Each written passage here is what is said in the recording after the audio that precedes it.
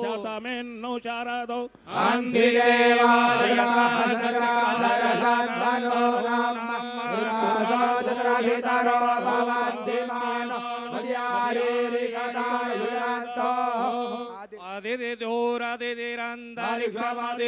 माता सविता सपुत्रः देवा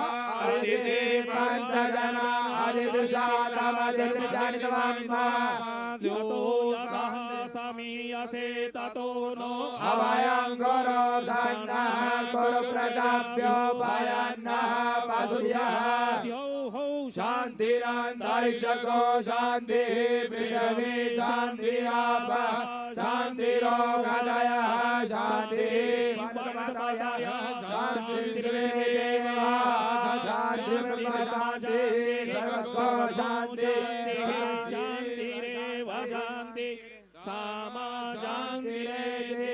ओम शांति सुख शांति सर्वारिष्टे शांतिर्भवतु। शिवार्पणः शिवार्पणः शिवार्पणः। गणेश स्मरणं गणेश गणेश गणेशः सुमुखश्च एकदन्तश्च कपिलो लम्बोदरश्च विकटो विघ्ननाशो विनायक धूम्रकेतु गणाध्यक्षो बालचन्द्रो गजाननः द्वादशैतानि नामानि पठेत् शृणुयादपि विद्यारम्भे विवाहे च प्रवेशे निगमे तथा संग्रामे संकटे चैव विघ्नकश्चन गणायते शुभदां वरदं देवां शशिवर्णं चतुर्भुजं सर्वगन्धायै सर्वविघ्नोपशान्तये अभिसिद्धार्थसिद्ध्यर्थं पूजितो येषुरासुरे सर्वविघ्नहरस्तस्मै गणाधिपतये नमः।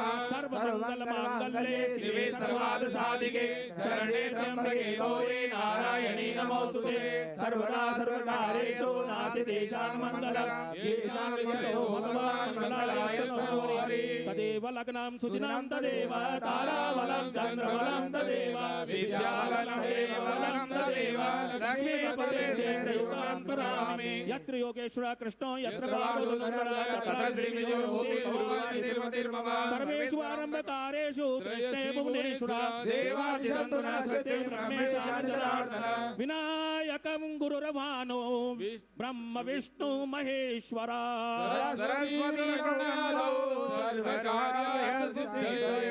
आम्बेरे अंबिकानाथं शैलपुत्रिशिलाभां भैरवं हर्षनाथं च पुनीतं गालवास्रां गोविन्दं गोपिकानाथं मदनं मधुसूदनं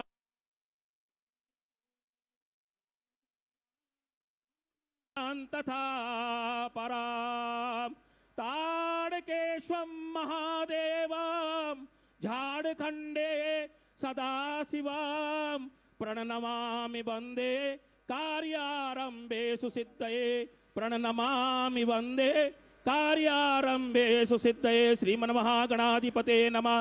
लक्ष्मीनारायणाभ्यां नमः उमामहेश्वराभ्यां नमः पुरन्द्राभ्यां नमः वाणीरण्यगर्भाभ्यां नमः मातपितृचरणकमलेभ्यो नमः इष्टदेवताभ्यो नमः देवताभ्यो नमः स्थान देवता श्री झारखण्डे शिवाय सदा शिवाय नमः। संकल्पः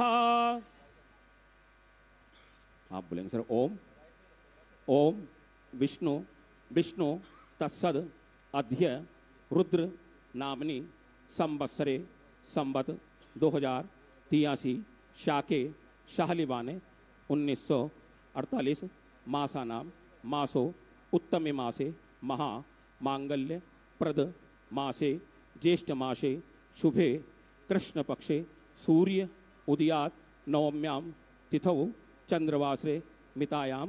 अपन गोत्र बोलने अपना नाम बोलने अपना।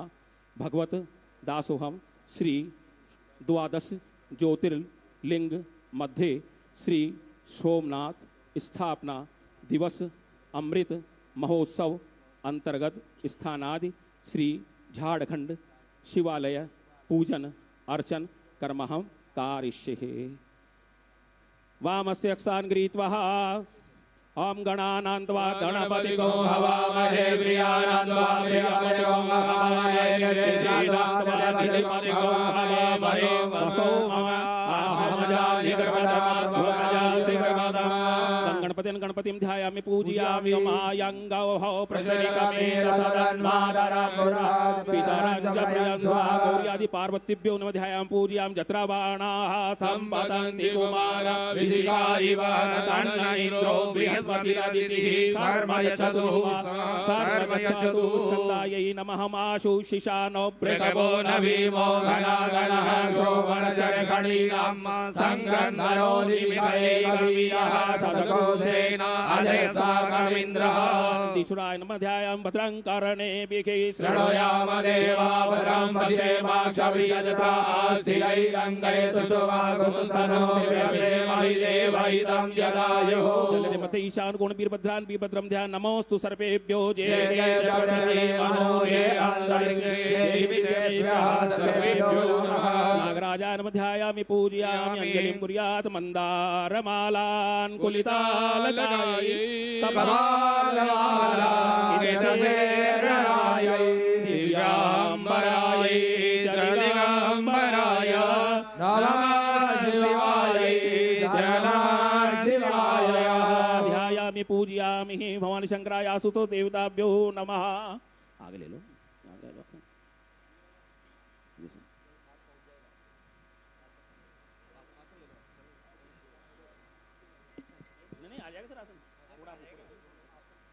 ओम पायः पृथिव्यां पायो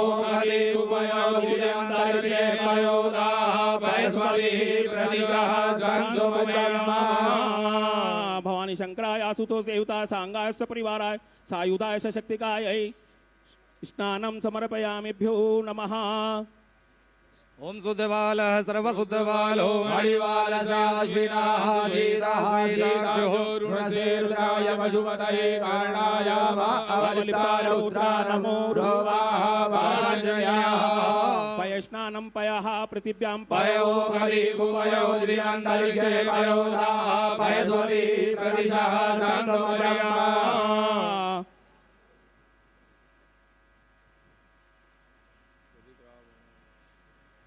दधिस्नानं समर्पयामि ओम दधिक्रामणो वादिष्णाशुरोभिनः दधिक्रामणोऽप्यो भवानी शंकराय आसुतो देवताय ओम घृतं घृतपावः घृतसं पिबतान्तरिक्षस्य हविरसितवा दिशः प्रदिशः आदिशो प्रदिशः उद्दिशो दिव्यः स्वाहा ओम मधुवाताशराय मधुचरन्ते सेन्दवः महावीयः सतवो गदी मधुवत्ताधिवको राज मधुद्यौरसुरः पिता मधुमाण्डो वनस्पतिर्मधुमा सर्वस्नानं समर्पयामि पंचामृत स्नानं समर्पयामि पंच नद्याः सरस्वती मवियन्ति सरोदरः सरस्वती पञ्चदासो देशे भवत्सरितः पंचामृत स्नानं समर्पयामिभ्यो पुनः शुद्धोदक स्नानं समर्पयामि ओम शुद्धबालः सर्वशुद्धबालो मणिबालश्विनः सीताः सीताक्षोरुणसे रुद्राय पशुपतये कारणाय अवलिप्तारौद्रा नमो रूपा वाजन्याः शुद्धोदक स्नानं समर्पयामि ओम शुद्धबालः सर्वशुद्धबालो मणिबालश्विनः श्वेता श्वेताक्षोरुणसे रुद्राय पशुपतये कारणाय अवलिप्तारौद्रा नमो रूपा पार्जन्याः शुद्धोदक स्नानं समर्पयामिभ्यो नमः उभाभ्यां देव सवितः पवित्रेण सवेन च मां भुनि विश्वतः ओम प्रभुञ्च धन्वामस्तमुभयो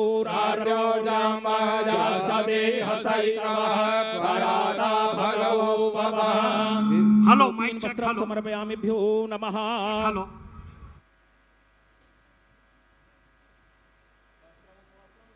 समर्पयामि यज्ञोपवीतं परमं पवित्रं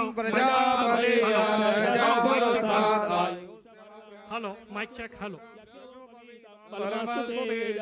श्रीखंड चंदनम दिव्यं रात्नं विलेपनं सुश्रेष्ठ चंदनं प्रतिवेदामः तंजग्नम बारायिकी प्रोक्षण पुरुषं जातमग्रतः दीनदेवा अयजन्त सत्या दिगयसजे चंदनम समर्पयामि भ्योलमलंगनार्थे अक्षतानि समर्पयामि अक्षान्नमि मादन्त प्रिय अधूकतः अशोकतः सवानविष्टायामदियोजानमित्रदे हरि पुष्पं समर्पयामि पुष्पमालां समर्पयामि बिल्पत्राणि समर्पयामि नमो बिल्मिने च कवचिने च नमो कर्मिणे च मरुदिने च नमः श्रुताय च श्रुतसेनाय च नमो द्वन्द्वाय च अनन्याय च त्र्यम्बकं जजामहे महे सुगन्धिं पुष्टिवर्धनं मा उर्वारुकमिव वन्दनान् मृजोर्मुक्षीयमामृतात् धूपमाग्रादिपयामि हि दीपकं दर्शयामि हि नैवेद्यं सुनैवेद्यं निवेदयामि नैवेद्यपात्रे गन्धपुष्पाभ्यां समर्वेजं ग्रासमुद्रां धेनुमुद्रां प्रदर्शयेतः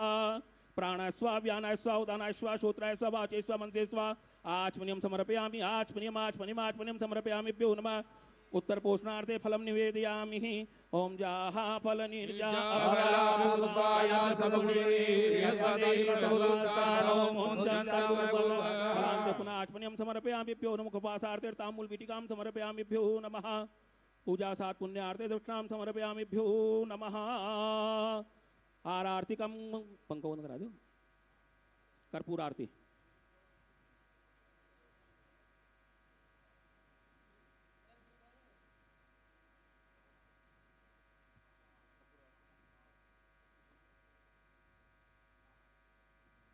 प्रज्वाल्य बत्ती वाली हटा लीजिए, वो बाद में होगी, महाआरती के साथ होगी। जी जी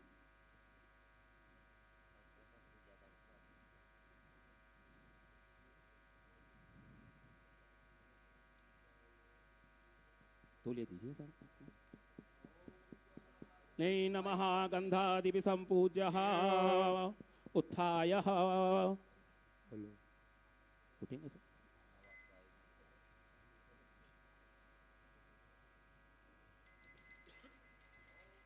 कर्पूर गौरां करुणावतारां संसार सारां भुजगेन्द्रहारां सदा वसन्तां हृदयारविन्दे भवं भवानी सहितां नमामि। यौः शान्तिरन्तरिक्षं शान्ति पृथिवी शान्ति शान्तिरोगदयः शान्ति वनस्पतयः शान्ति देवाः शान्ति ब्रह्म शान्ति सर्वको शान्ति शान्तिरेव शान्तिः सामा शान्तिरेति। हस्तो प्रक्षाल्यः हस्ते अक्षत पुष्पाणि गृहीत्वा सभी को देंगे अक्षत पुष्प।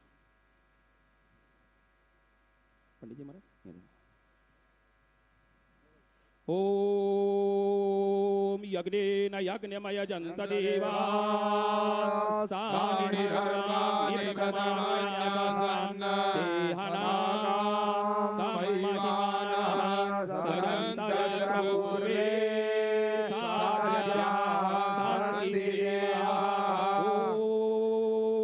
एकदन्ताय विद्महे वक्रतुण्डाय धीमहि तन्नो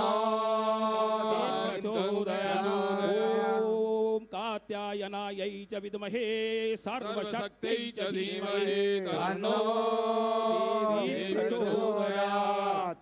ओम तत्पुरुषाय विद्महे महादेवाय धीमहि तन्नो प्रचोदयात्। त्वमेव माता च पिता त्वमेव बन्धो च सखा त्वमेव वेद्या द्रविणा त्वमेव सर्वं मम देव देव। पत्रं पुष्पं फलं तोयं रत्नानि विविधानि च ज्ञानार्घ्यं मया दत्तं देहि मे वाञ्छितं फलम्। रूपं देहि जयं देहि भाग्यं भगवन् देहि मे पुत्रपौत्रान् देहि सर्वान् देहि मे। फलेन फलितं सर्वं त्रैलोक्यं सचराचरं फलस्यार्थप्रदानेन सफला सन्तु मनोरथा सफला सन्तु। सांगास परिवारा सायुधा शक्ति गायत्री झारखंडे शिवायै मंत्र पुष्पांजलिं समर्पयामि प्रणमयेतः।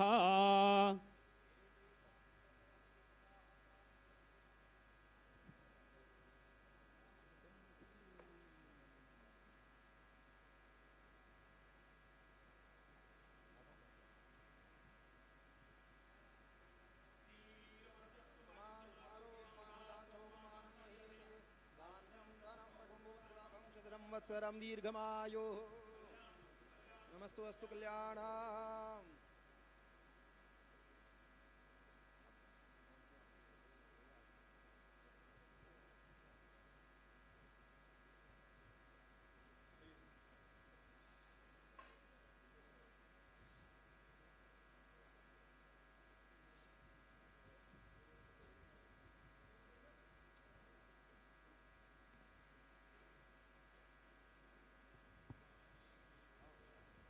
नमस्ते रुद्रमन्यव उदोदयिकवे नमः बाहुभ्यामुदते नमः जातिरुद्रशिवाधनुरघोरा पापगासिने दयाधस्तन्वसन्तमया गिरिसन्ताभिचाकसि जामे गोङ्गिरिसन्तस्ते विवर्गस्रवे जीवाङ्गिरिद्रदाङ्गोरोमा हिकोसि मोरोखान् जगत्ता शिवेन वजसत्वा गिरिसाचा वदामसि जधानः सर्वमिजदाय च मग्गो सोमना असत्त अल्यवो जादाधिवक्ता प्रथमो दैव्यो विगक्क आहिच्च सर्वान् जम्भयन् सर्वाच्च जातु धान्यो धराचि परासुव असौ जस्ताम्रो अरुण उत बभरुः सोमङ्गलः जय जैनगोरुकरा अभितो दिक्षुश्रिता सहस्रसो वैकाकुहेडयिमहे असो जोपसर्वधिनी लकरीवो विलोहिता भूतैनाङ्गो वा अनरिषान्नुदार्ज सदृष्टो मृडयादिना नमोऽस्तु नीलग्रीव यथाधराक्षाय वेणुके अधोदि भगवान झारखंड महादेव जी की अर्चना के पूजा अर्चना के बाद माननीय मुख्यमंत्री महोदय श्रीमान भजन लाल जी शर्मा अब से कुछ ही पलों में हमारे बीच यहाँ प्रांगण में पधारेंगे। आप सभी से निवेदन के अपना अपना स्थान ग्रहण कर लें।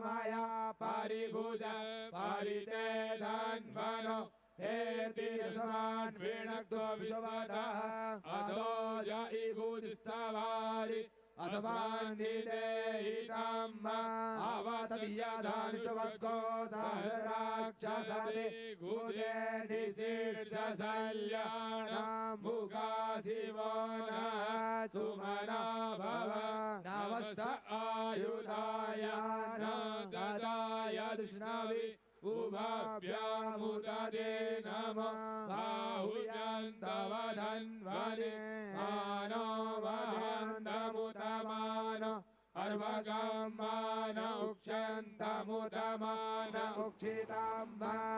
आज का ये पुण्य अवसर सोमनाथ स्वाभिमान पर्व अपनी एक महत्वपूर्ण महत्ता रखता है। अरब सागर की गर्जन करती लहरों के किनारे गुजरात के पावन प्रभास पाटन में स्थित आस्था, इतिहास और अद्भुत आध्यात्मिक ऊर्जा का दिव्य संगम 12 ज्योतिर्लिंगों में प्रथम माने जाने वाले सोमनाथ महादेव भगवान शिव के आदि ज्योतिर्लिंग श्री सोमनाथ महादेव मंदिर सनातन संस्कृति की अमर चेतना है। ये मात्र एक मंदिर नहीं, ये हमें सिखाता है कि आस्था को कितनी ही बार मिटाने का प्रयास किया जाए, वो हर बार और अधिक तेजस्वी होकर पुनः खड़ी हो जाती है।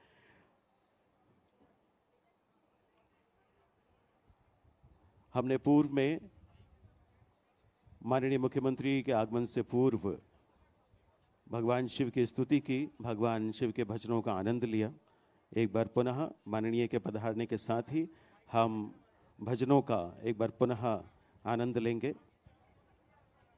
पुराणों और अन्य हिंदू धर्म शास्त्रों में ज्योतिर्लिंगों को भगवान शिव की ऊर्जा का प्रतीक माना गया है। पौराणिक मान्यताओं के अनुसार 12 स्थानों पर जो शिवलिंग मौजूद हैं उनमें ऊपर ज्योति के रूप में स्वयं भगवान शिव विराजमान हैं। यही कारण है कि इन्हें ज्योतिर्लिंग कहा जाता है। जिसे सभी प्रेम करते हैं, सभी चाहते हैं, सभी के मन में उनका स्थान है, वो शिव हैं। शिव ही आनंद हैं, शिव ही शांति हैं। हम प्रेम से उन्हें शंकर कहते हैं।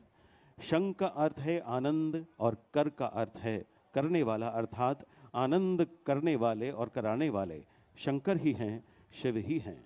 हमारी संस्कृति के आदि देव वेदों में रुद्र, सृष्टि की चेतना के अंतर्यामी, योगी स्वरूप, कैलाशपति, सर्वशक्तिमान शिव, जिन्हें हम भोलेनाथ, महेश, रुद्र, नीलकंठ, गंगाधर जैसे कई नामों से विभूषित करते हैं, वह संहार के देव हैं जो अपनी सौम्य आकृति और रौद्र रूप दोनों के लिए विख्यात हैं।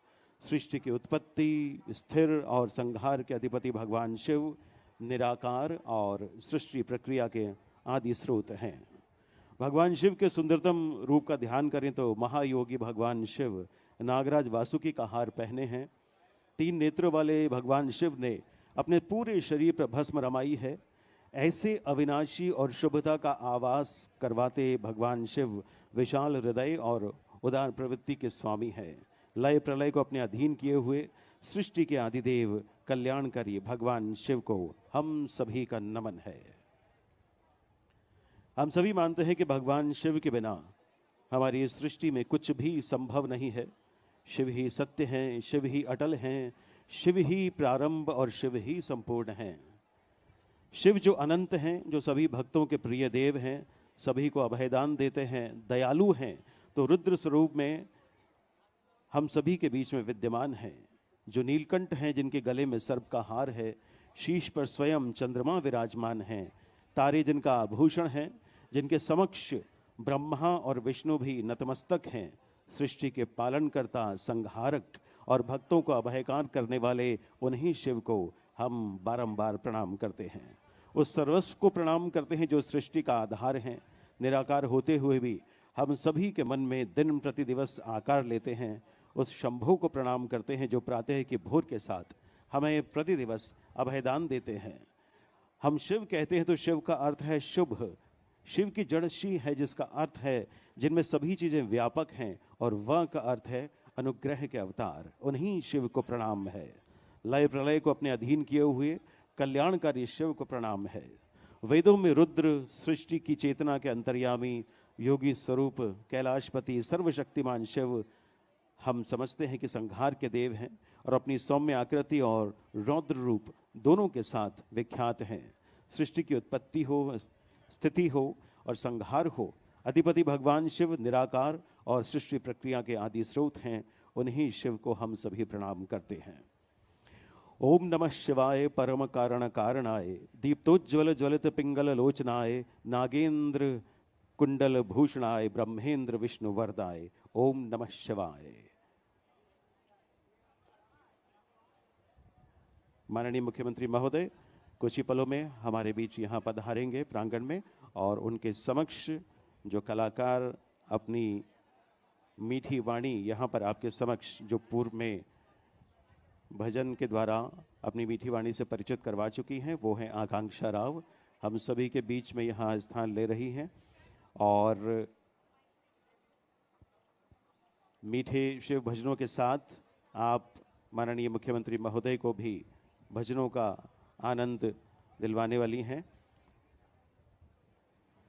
हम सभी थोड़ी सी प्रतीक्षा करते हैं माननीय के पधारने की। उसके बाद माननीय मुख्यमंत्री महोदय और हम सभी मिलकर भगवान शिव के भजनों का आनंद लेंगे।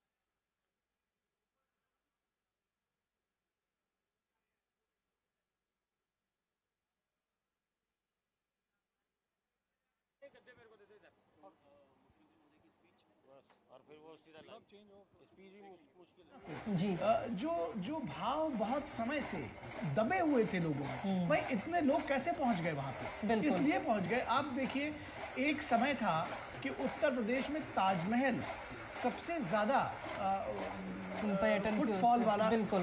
जगह थी। आज वो बहुत पीछे हो गया है अयोध्या बिल्कुल। से।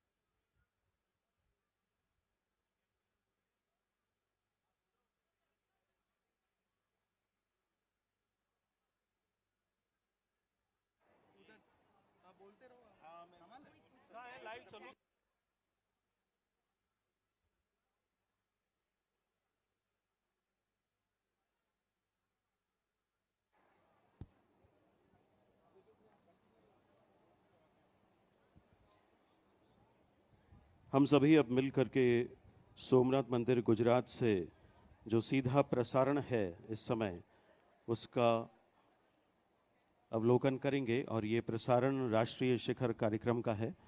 हम सभी देखेंगे कि वहाँ पे हमारे देश के यशस्वी माननीय प्रधानमंत्री महोदय पधार चुके हैं और ये क्षण एक दिव्य संयोग का प्रतीक है। आज हम 75 वर्ष पूर्ण होने का उत्सव मना रहे हैं, जब सरदार वल्लभ भाई पटेल जी के संकल्प से 1951 में वर्तमान सोमनाथ मंदिर का पुनर्स्थापन संपन्न हुआ था। और साथ ही हम सभी उस प्रथम महान संघर्ष की 1000वीं वर्षगांठ के साक्षी हैं, जिसमें सोमनाथ की अस्मिता और आस्था को अमर कर दिया था। सोमनाथ स्वाभिमान पर्व हमारे गौरवशाली अतीत और पुनर्जागृत भविष्य के बीच एक सेतु है, एक ऐसा जन आंदोलन जो वैश्विक मंच पर सनातन स्वाभिमान को सुदृढ़ करने का संकल्प लिए हुए है।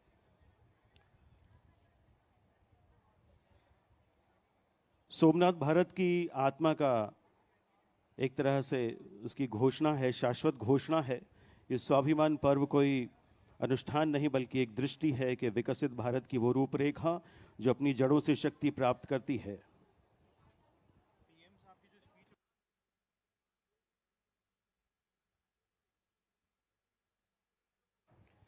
ये हम सभी का स्वयं पुनर्जागरण है, स्वाभिमान का जागरण है, जो हर भारतवासी को स्मरण कराता है कि वो एक ऐसी सभ्यता का हिस्सा है जो अपने वीरों को सदैव याद रखती है, जिसका ईश्वर कभी पराजित नहीं होता।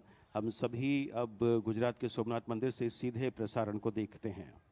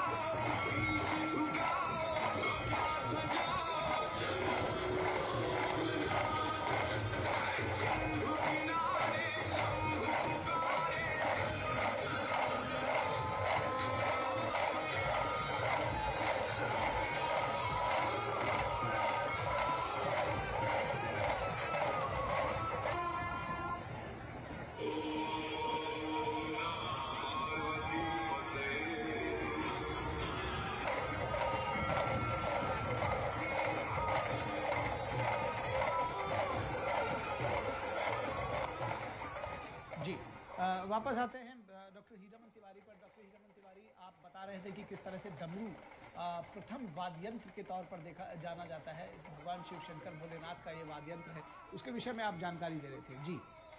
तो आप लोग डिस्कस अरविंद जी के साथ थोड़ा डिस्कस की, मैं थोड़ा मीटिंग में बिजी। जी जी जी जी बिल्कुल। अरूपा मैडम हमारे साथ जुड़ी हुई हैं, अरूपा लाहिड़ी जी। किस तरह से आप इसको देखती हैं कि ये जो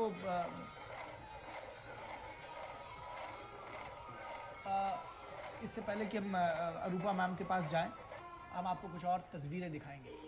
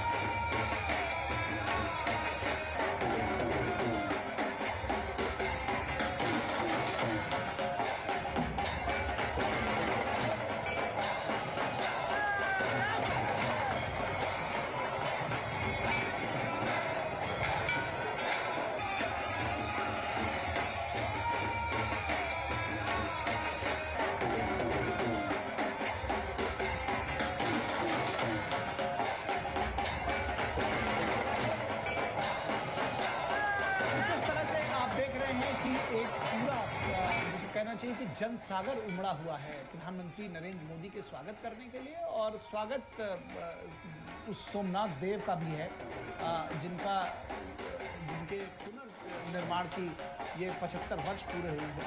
तो उत्साह दोगुना हो जाता है ऐसे अवसर पर जब उनके प्रिय नेता उनके बीच में हो, लोगों के बीच में हो और उनके इष्ट देव के समारोह में जा रहे हैं।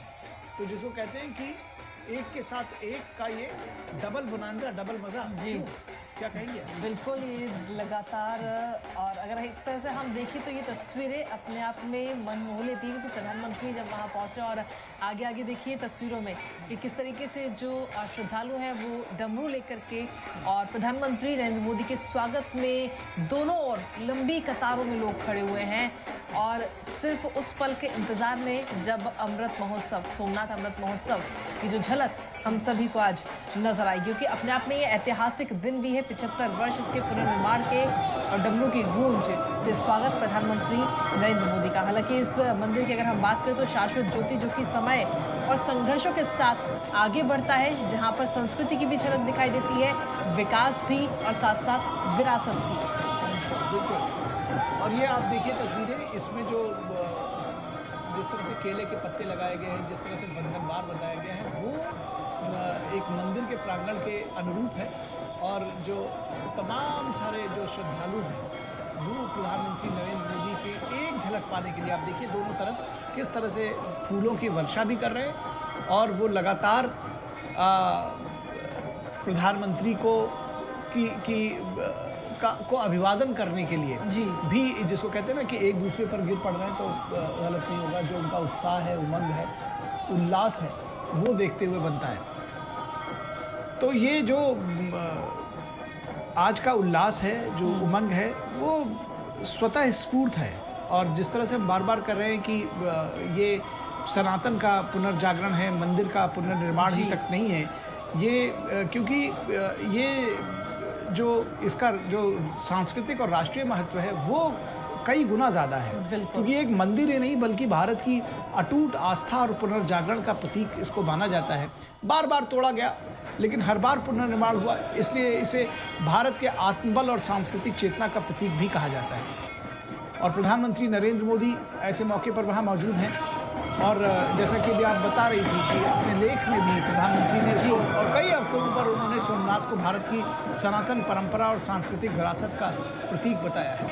बिल्कुल, इसके साथ ही अगर हम देखें तो सोमनाथ स्वाभिमान जो पर्व था वो भी इसी वर्ष हुआ, जनवरी में, जब इस मंदिर पर 1026 में हुए पहले आक्रमण के 1000 वर्ष पूरे हुए थे, तो उसका वो समारोह। और इसके साथ ही 1951 में खोले जाने वाले जो 75 वर्ष हैं वो भी पूरे हो रहे हैं। आज का ये दिन अपने आप में बेहद ही खास और बेहद ही अहम है। और ये देखिए कितनी दूर दूर से जो लोग हैं वो प्रधानमंत्री की एक झलक पाने के लिए इंतजार कर रहे हैं और अपने मोबाइल में उन तस्वीरों को कैद करने की कोशिश करते हुए नजर आ रहे हैं। संस्कृति की झलक भी यहाँ पर दिख रही है, क्योंकि गुजरात का जो पारंपरिक नृत्य जिसे कहते हैं हम गरबा, उस वेशभूषा में वहाँ पर महिलाएं और लड़कियाँ इस समय हमें नजर आ रही हैं, जो दिखाती है कि संस्कृति भी सनातन के साथ साथ और विकास, विरासत सबको एक साथ लेकर के हम किस तरीके से आगे बढ़ सकते हैं। राष्ट्र भाव भी है यहाँ पे, विकास का भी भाव है, और जो हमारा संकल्प है 2047 का, उसका भी भाव कहीं ना कहीं नजर आता है। क्योंकि जब इस तरीके से मंदिरों का जीर्णोद्धार होगा तो ऑब्वियस सी बात है कि जो पर्यटन क्षेत्र है उसको भी बढ़ावा मिलेगा,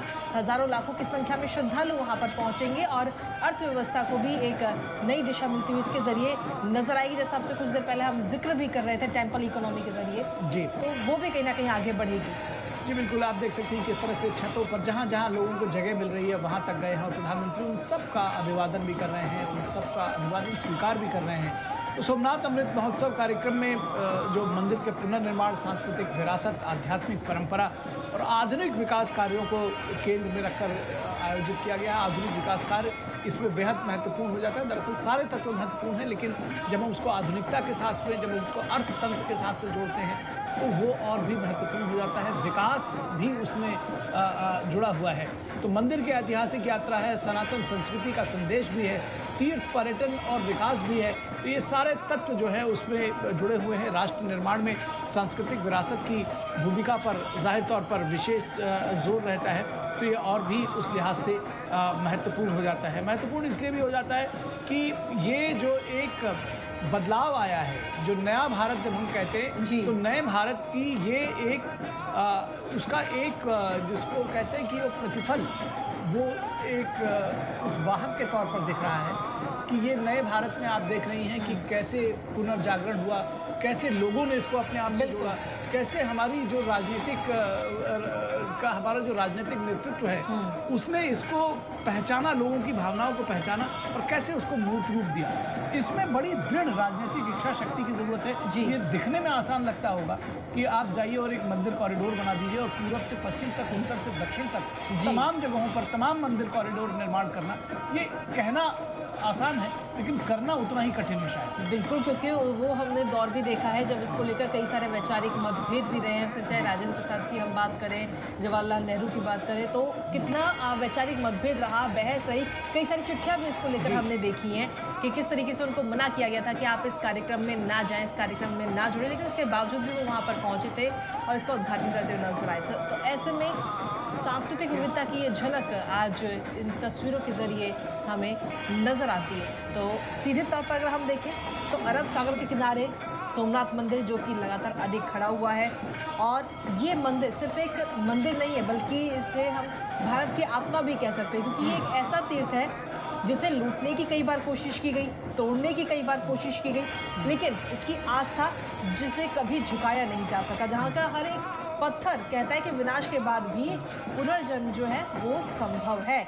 फिर चाहे महमूद गजनवी के हमले की बात करें या फिर उसके अलावा कई विदेशी आक्रांताओं की जो क्रूरता रही, हम सभी इतिहास के बारे में अगर हम देखें, जिससे इतिहास को हम सभी से छिपाया गया काफ़ी सालों तक, और इतिहास ने इस मंदिर को बार बार गिरते देखा, लेकिन हर बार भारत की श्रद्धा ने इसे पहले से ज़्यादा और भव्य और अडिग बनाकर खड़ा किया है। और आज उसी का एक जीता जागता उदाहरण अगर हम कहें तो संस्कृति भी, और साथ ही जो हमारी जड़ें हैं, जो हमारी रूट्स हैं, वो भी इस समय अब मजबूत हो रही है। क्योंकि भारत की संस्कृति की अगर हम बात करें, जो भारत की परंपरा है वो आज की नहीं है बल्कि सदियों पुरानी है, और उन्हीं को जीवंत करती हुई ये तस्वीरें, बिल्कुल उन्हीं को जीवंत करती हुई तस्वीरें। और जैसा कि आपने कहा कि ये जो है भगवान शिव शंकर भोलेनाथ, जो कि अटल बिहारी वाजपेयी के शब्दों में कि कंकर कंकर में शंकर है, और इस रोड शो में सांस्कृतिक विविधता की झलक। प्रधानमंत्री नरेंद्र मोदी इस वक्त सरदार वल्लभ भाई पटेल की प्रतिमा को श्रद्धा सुमन अर्पित कर रहे हैं। सीधी तस्वीरें आप ये देखिए, बेहद महत्वपूर्ण, बेहद खास, एक उस शिखर पुरुष को जो इस पूरे पुनर्जागरण में, या ये कहा जाए पुनर्निर्माण में, एक सबसे महत्वपूर्ण, और जब जैसा कि मैंने कहा कि वो शिखर पुरुष इस लिहाज से कि इस पुनर्निर्माण में कि सबसे अगुआ, और उन्हीं का ये संकल्प था जो सिद्धि तक पहुंचा। वो हालांकि इसको देखने के लिए जीवित नहीं रहे, लेकिन 75 वर्ष पहले इसके पुनर्निर्माण का संकल्प अरब सागर के जल को हाथ में लेकर उन्होंने ही लिया था, और तमाम राजनीतिक लड़ाई लड़कर अपने कैबिनेट में बहुत विरोध सहकर उन्होंने इसको पूरा किया था। और आज उनके सामने श्रद्धान्वित हैं प्रधानमंत्री नरेंद्र मोदी। तो बिल्कुल, और इसका जिक्र खुद प्रधानमंत्री ने अपने लेख में भी किया था कि किस तरीके से सौराष्ट्र की जनता इसमें अपना सर्वश्रेष्ठ योगदान दे, और ये एक पवित्र कार्य प्रधानमंत्री ने इसको बताया, और कहा कि जिसमें हर किसी को भाग लेना चाहिए। और उसके बाद में काफी जो श्रद्धालु हैं वो वहां पर पहुंचे हुए भी इन तस्वीरों के जरिए भी हम सभी को नजर आए। जी, और हमारे साथ में वरिष्ठ पत्रकार अशोक टंडन हमारे साथ जुड़े हुए हैं। अशोक जी, बहुत स्वागत है आपका। और इन तस्वीरों को आप जो देख रहे हैं, कैसे इसका आज के विशेष संदर्भ में आप इसको परिभाषित करेंगे, इस लिहाज से भी कि एक ऐसा व्यक्ति जो आज के समय में मैं कहूं कि भारतीय पुनर्जागरण का वाहक बना हुआ है, प्रधानमंत्री नरेंद्र मोदी, वो उस दौर में उस वाहक को, अपने शिखर पुरुष को, अगर मैं कहूं वो तो गलत नहीं होगा, वो उनको श्रद्धा सुमन अर्पित कर रहे हैं।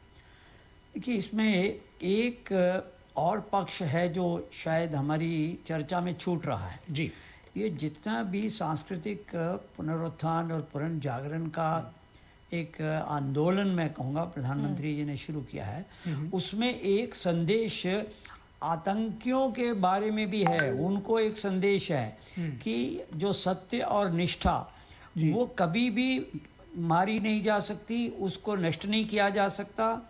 17 बार आतंकी हमले हुए इस मंदिर पर, उसके बावजूद भी वो आज जीवित है।